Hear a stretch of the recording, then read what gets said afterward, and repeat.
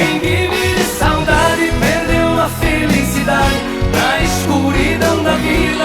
Jean e Giovanni, voltando aqui para a quinta parte, contando um pouco da história da dupla Jean e Giovanni.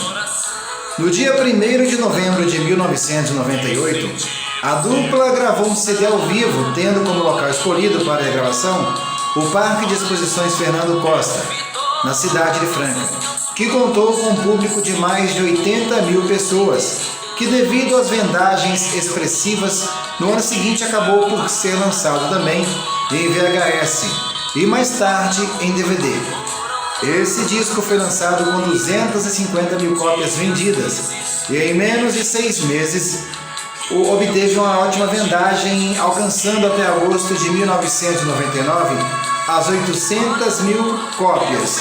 No entanto, como se conta em duplicidade, foram cerca de 1,5 milhão de cópias desse trabalho ao vivo, que contou com os maiores sucessos de Jean e Giovanni, como Nem Dormindo Consigo Te Esquecer, Olhe Amor, Não Vivo Sem Você, Eu Busco Uma Estrela, Quem Será, Mil Corações, O Grande Amor da Minha Vida, dentre outros sucessos.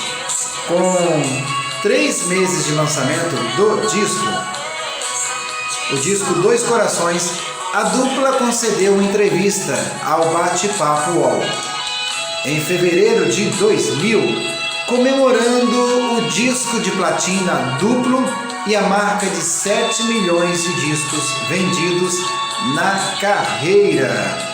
Essa foi a quinta parte da carreira de Jean e Giovanni.